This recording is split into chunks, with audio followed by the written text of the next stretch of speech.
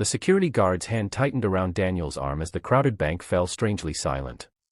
His 6-year-old son stood beside him, clutching a worn blue backpack, while the woman behind the counter pointed toward the exit with a look of disgust. She had called him irresponsible, suspicious, and unworthy of being served simply because his clothes were old and his hands were rough from years of hard work. What she did not know was that the man she was humiliating had walked into the bank for the most important reason of his life, and by Monday morning, he would be her new boss. If you believe kindness can change a person's life, and that everyone deserves a second chance regardless of their clothes, job, or bank balance, please like this video, share it with someone who needs to hear this message, and subscribe to Echoes of Kindness for more stories that remind us what truly matters. Daniel Carter had never been ashamed of being a single father, but he had learned that the world often judged him before hearing his story. 5 years earlier, he had lost his wife after a sudden illness, leaving him alone to raise their little boy, Noah. Since then, Daniel had worked whatever jobs he could find, repairing machines during the day and delivering packages at night. He rarely bought anything for himself. Every dollar went toward Noah's school, food, rent, and the small savings account Daniel hoped would one day give his son a safer future. That morning, he entered First National Bank wearing a faded green jacket because he needed to resolve a serious problem with his account. He had recently accepted a new position after months of quietly rebuilding his career, and his first major responsibility was connected to the bank itself. At the counter, Daniel calmly explained that he needed assistance with an account transfer. The bank employee, Lauren, barely looked at him before judging him by his appearance. She saw the worn jacket, inexpensive shoes, and tired face of a man who looked like he had spent too many nights working and not enough sleeping. When Daniel asked her to check the documents again, her patience disappeared. She accused him of wasting her time and suggested that people like him should handle their banking somewhere else. Daniel tried to remain calm because Noah was watching, but the embarrassment cut deeper when Lauren noticed his son and sarcastically suggested that he should teach the boy how to behave in a proper place. Noah lowered his eyes, and Daniel felt something inside him break. He could tolerate insults directed at himself, but seeing his little boy embarrassed was almost unbearable. He gathered the documents and quietly turned away, refusing to create a scene. That was when Lauren made her biggest mistake. She called security and claimed Daniel was becoming difficult. Within seconds, a security officer approached and asked Daniel to leave. The entire lobby watched as Daniel stood there with his son beside him, trying to protect the child from seeing how badly his father had been treated. Then Daniel's phone rang. The expression on his face changed as he listened. He thanked the person on the other end and ended the call without saying another word. Nobody in the bank understood what had happened. Daniel simply took Noah's hand and walked outside.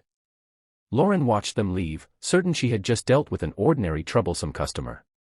She had no idea that the call had confirmed Daniel's appointment for the following Monday, the day he would officially take over as the bank's newly appointed regional director.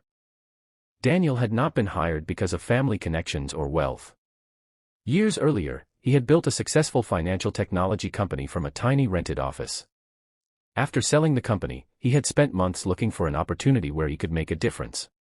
First National Bank had recently brought him in to help transform its customer service culture after complaints about employees treating ordinary customers poorly. Daniel had agreed because he believed banking should be a place where people felt safe, respected, and heard.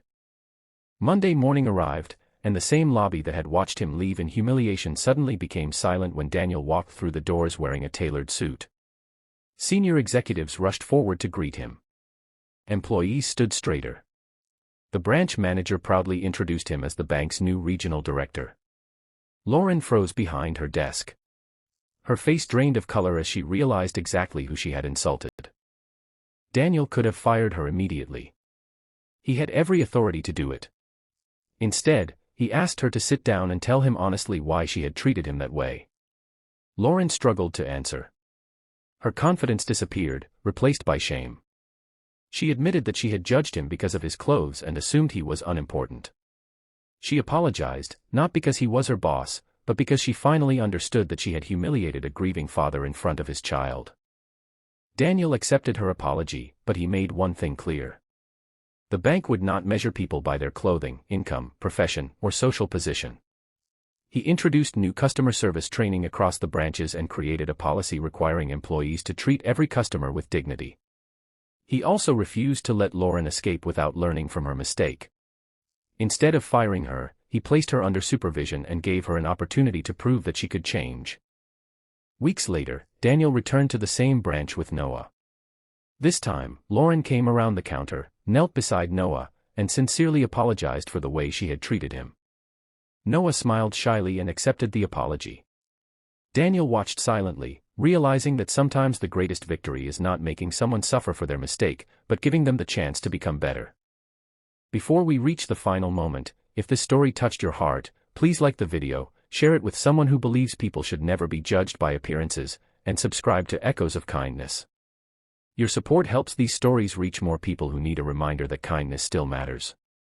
And before the story ends, comment, "Kindness sees the heart," if you believe everyone deserves dignity, respect, and a second chance. Daniel left the bank that evening holding Noah's hand. His son looked up at him and asked why he had not punished the woman who had hurt them. Daniel smiled and explained that sometimes the strongest thing a person can do is turn someone else's cruelty into an opportunity for change. Noah squeezed his father's hand, and together they walked into the evening sunlight. Daniel had entered that bank as a tired father whom everyone thought was insignificant.